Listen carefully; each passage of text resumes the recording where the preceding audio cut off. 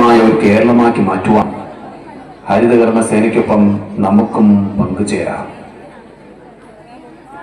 വരിഞ്ഞം തൃക്കോവിൽക്കുന്ന് ശ്രീ സുബ്രഹ്മണ്യ സ്വാമി ക്ഷേത്രത്തിലെ തൈപ്പൂയ മഹോത്സവം പ്രമാണിച്ച് ഇന്ന് ഈ വേദിയിൽ ഞങ്ങൾക്കൊരു ഡ്രാമ സ്കിറ്റ് അവതരിപ്പിക്കുവാൻ അവസരം തന്ന ഇതിന്റെ സംഘാടകർക്കും ഈ പ്രോഗ്രാം കാണുവാൻ എത്തിയിട്ടുള്ള ഇന്നാട്ടിലെ എല്ലാ നല്ലവരായ കലാസ്നേഹികൾക്കും നന്ദിയും കടപ്പാടും അറിയിച്ചുകൊണ്ട് ഞങ്ങൾ ആരംഭിക്കുന്നു. എന്റെ കേരളം എത്ര സുന്ദരം.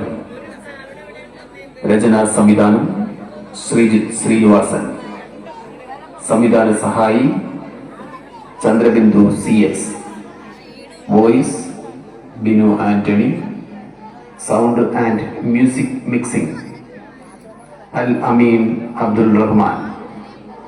അവതരണം ഹരിതകർമ്മസേന അംഗങ്ങൾ, ചാത്തന്നൂർ ഗ്രാമപഞ്ചായത്ത്. ഈ ഡ്രാമ സ്കിറ്റിൽ പങ്കെടുക്കുന്ന കലാകാരികൾ അർച്ചന, രമാദേവി, രജനി, സിന്ധു, ഷെറീന, രഞ്ജിനി, സുനിത, ബിന്ദു ബിജു. കലാസ്നേഹികളെ, ഞങ്ങൾ ആരംഭിക്കുന്നു.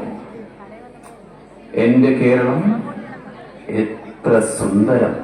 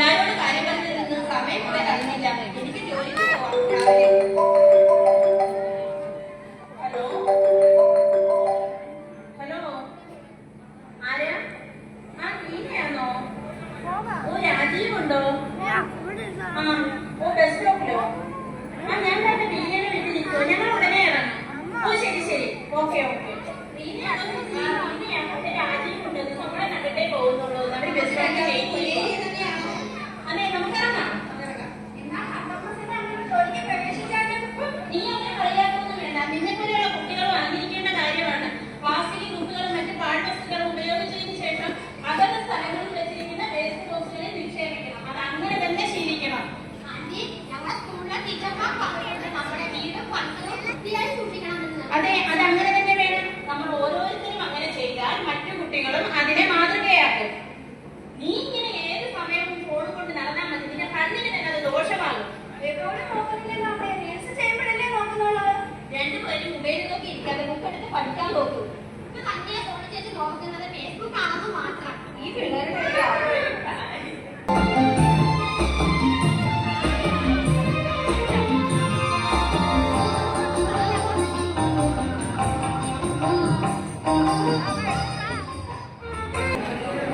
എന്താ താമസിക്കുന്നത്?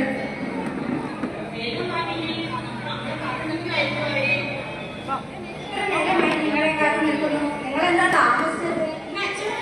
പഠിക്കാൻ പോണ്ടായിരുന്നല്ലോ. ഞങ്ങൾ അങ്ങോട്ട് അപ്പമാനം പറഞ്ഞ് നിന്ന് സമയം പോയത് അറിയില്ല.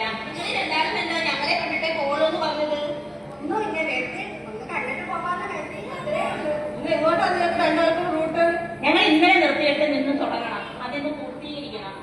ചേച്ചി, ഇന്നലെ ഞങ്ങൾ പോയൊരു വീട്ടിലെ സാറേ 2 ചാക്ക് പ്ലാസ്റ്റിക് വേസ്റ്റ് വേറെ തരംതിരിച്ച് വെച്ചിട്ടുണ്ടായിരുന്നു ചേച്ചി. അത് നല്ലതാണല്ലോ. അങ്ങനെയുള്ള ഒരുപാട് നല്ല മനുഷ്യരിപ്പോൾ നമ്മുടെ നാട്ടിലുണ്ട്, ഇതേപോലെയുള്ള പ്രവൃത്തികൾ ചെയ്യുന്നവർ. ഇങ്ങനെ എല്ലാവരും പ്ലാസ്റ്റിക് മറ്റ് പല വസ്തുക്കളും വേർതിരിച്ച് വെച്ചിരുന്നെങ്കിൽ അത് നമ്മളെ പോലുള്ള ആൾക്കാർക്ക് എന്ത് പ്രയോജനമായേനെ. അത് വളരെ ശരിയാണ്. പലരും കടകളിൽ നിന്നൊക്കെ പ്ലാസ്റ്റിക് കുപ്പികൾ വാങ്ങി ഉപയോഗിച്ചതിന് ശേഷം വലിച്ചെറിയുന്നത് പൊതു നിരത്തുകളിലേക്കാണ്. അകത്ത് സൈഡിൽ വെച്ചേക്കുന്ന വേസ്റ്റ് ബോക്സിൽ നിക്ഷേപിച്ചിരുന്നെങ്കിൽ എത്ര നന്നായിരുന്നേ. അത് മാത്രമല്ല, വീടുകളിലുള്ള മുതിർന്നവരും കുട്ടികളും ഉപയോഗിക്കുന്ന സാനിറ്ററി നാപ്കിൻ തന്നെ അവർക്ക് എങ്ങനെ സംസ്കരിക്കണമെന്ന് പോലും അറിയില്ല. അവർ വേസ്റ്റുകളിലാണ് ഇട്ട് വെക്കുന്നത്. ഇങ്ങനെ ചെയ്യുന്നവരൊക്കെ മനസ്സിലാക്കേണ്ട ഒരു കാര്യമുണ്ട്. പഞ്ചായത്തിൽ അതിൽ പഠിക്കാനുണ്ടായിരുന്നു. തല്ലിലാണെങ്കിലും വീട്ടിലിരുന്ന് പഠിക്കാമല്ലോ. രണ്ടുപേരും വീട്ടിൽ പോകാൻ നോക്ക്. എന്തിനാ? ഒന്നും വേണ്ട, വീട്ടിൽ പോകാൻ നോക്കേ. നിങ്ങൾ ആ നടന്ന് വലിയ വീട്ടിലല്ലേ കയറാൻ പോകുന്നോ? അത് അമേരിക്കക്കാരുടെ വീടല്ലേ? അവിടെ വയസ്സായ ഒരു അമ്മ മാത്രമല്ലേ ഉള്ളൂ? അതെ, എന്നാ ഞങ്ങൾ അങ്ങോട്ട് വരാം. അതുവഴിയല്ലേ ഞങ്ങൾക്ക് പോകേണ്ടത്? അതൊക്കെ ചേച്ചി അവർ വരട്ടെ. നമ്മൾ കഷ്ടപ്പെട്ട് എങ്ങനെ വളർത്തുന്നതെന്ന് അവർക്കൊക്കെ മനസ്സിലാകട്ടെ. ആ വരുന്നതൊക്കെ കൊള്ളാം, പക്ഷെ നിങ്ങൾ പുറത്ത് നിൽക്കണം, ഞങ്ങൾ നേരിട്ട് വരാം.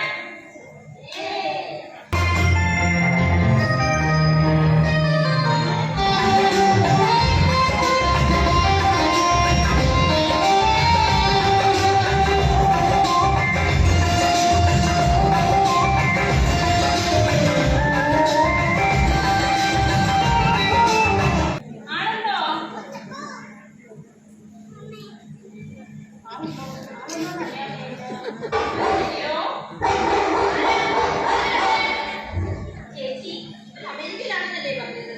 അതെ, പതുക്കെ പറ, അവരൊരു പച്ചപ്പരിഷ്കാരിയാണ്. ഗ്രാമപഞ്ചായത്തിൽ നിന്ന് പ്ലാസ്റ്റിക് എടുക്കാൻ വന്ന ഹരിതകർമ്മസേനാംഗങ്ങളാണ്. മാസം തോറും എടുക്കുന്ന പ്ലാസ്റ്റിക്കും മറ്റു മാലിന്യങ്ങളും കളക്ട് ചെയ്യാൻ വേണ്ടി വന്നതാണ്. അതേ മാഡം, വീടുകളിൽ നിന്ന് 50 രൂപയും സ്ഥാപനങ്ങളിൽ നിന്ന് 3 രൂപയും ഇഷ്ടത്തിൽ വാങ്ങിയാണ് വേസ്റ്റുകൾ കളക്ട് ചെയ്യാറ്.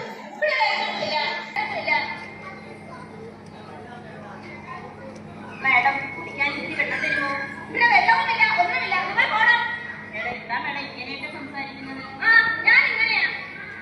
ഇവിടെ നിങ്ങൾ പോണം. വേഗം പോകണ്ടേ? അല്ലേ, ഇവർക്ക് വെള്ളം കൊടുത്തേക്കില്ല, വലിച്ചെറിഞ്ഞേക്കണം. വേസ്റ്റ് എടുക്കാൻ വന്നവരായത്. മാഡം, ഒന്ന് നിൽക്കണം മാഡം. മാഡം എന്താ പറഞ്ഞത്? വേസ്റ്റ് എടുക്കാൻ വന്നവരെന്നോ? അതെ, ഞങ്ങൾ വേസ്റ്റ് എടുക്കാൻ വന്നവരാണ്, പക്ഷെ ഞങ്ങൾ മനുഷ്യരാണ്. പ്ലാസ്റ്റിക് പോലുള്ള മാലിന്യങ്ങളിൽ നിന്നുണ്ടാകുന്ന രോഗങ്ങളിൽ നിന്ന് ഈ നാടിനെയും നാട്ടാരെയും സംരക്ഷിക്കുന്നതിനുള്ള പ്രവർത്തനത്തിൽ ഏർപ്പെടാൻ തയ്യാറായി വന്നവരാണ് ഞങ്ങൾ ഹരിതകർമ്മസേന. ഞങ്ങളെ പോലുള്ളവരെ വില കുറച്ച് കാണുന്ന നിങ്ങളെ പോലുള്ളവരാണ് മാഡം നല്ലവരായ അമേരിക്കൻ മലയാളികളുടെ കൂടി വില കളയുന്നത്. മാഡം തള്ളയെന്ന് കുറിച്ച് ആക്ഷേപിച്ച ഈ അമ്മയില്ലേ, മാഡത്തിന്റെ സ്വന്തം പെറ്റമ്മ തന്നെയല്ലേ? അമേരിക്കൻ മണം കണ്ടപ്പോൾ ഇവരെ കൂടി മോശമായി തോന്നിയോ? അമ്മയും സ്നേഹം കൊണ്ട് ഭൂമിയെ സംരക്ഷിക്കുകയും വേണം അമ്മ. ഈ അമ്മ നമുക്ക് കുടിക്കാൻ വെള്ളം കൊണ്ട് തന്നപ്പോൾ ഈ മാഡം പറയുകയാണ് നമ്മൾ കുടിച്ച ഗ്ലാസ് വലിച്ചെറിയണമെന്ന്. അതെന്താ മേഡം? ഞങ്ങൾ മനുഷ്യരല്ലേ? അത് തന്നെയാണ് ഞങ്ങളും ചോദിച്ചത്. മക്കളെ, അവർക്ക് ആരോട് എപ്പോ എന്ത് പറയണമെന്ന് അറിയില്ല. അതുകൊണ്ട് നിങ്ങളൊന്ന് ക്ഷമിച്ചോളൂ. അതിന് ഞാൻ ഇവരോട് വേണമെന്ന് പറഞ്ഞില്ലല്ലോ. നമ്മുടെ അച്ഛനോടും അമ്മയോടും നമ്മൾ എങ്ങനെയാണോ പെരുമാറുന്നത്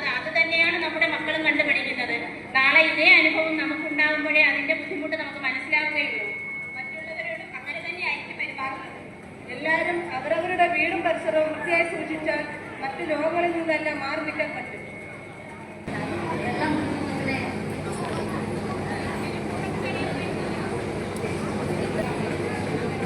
ക്ഷമിക്കണം അമ്മേ, എന്നോട് ക്ഷമിക്കണം.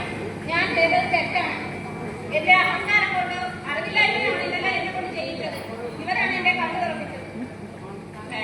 നമ്മുടെ വിഷമം കൊണ്ട് പറഞ്ഞതാണ്, മറ്റൊന്നും വിചാരിക്കുന്നു. അയ്യോ, അതിന് നിങ്ങൾ തെറ്റ് ചെയ്തില്ലല്ലോ. തെറ്റ് ചെയ്തത് ഞാനല്ലേ? നിങ്ങൾ നാട്ടിൽ വെക്കുന്നത് ഞാനാണ്. അമ്മ ഇവിടെ ഒരുപാട് ദിവസങ്ങൾ കാത്തി വെച്ചിട്ടുണ്ട്. അത് എല്ലാം കൊടുത്തോളൂ. അപ്പോൾ ഈ സന്തോഷകരമായ വേളയിൽ നമുക്ക് എല്ലാവർക്കും കൂടി ചേർന്നൊരു പ്രതിജ്ഞ എടുക്കാം. 2025-ലെ ഈ വർഷം മുതൽ ദൈവത്തിന്റെ സ്വന്തം നാടെന്ന് വിളിച്ചിരുന്ന നമ്മുടെ കേരളത്തെ മാലിന്യമുക്തമാക്കുവാൻ നമുക്ക് പരിശ്രമിക്കാം.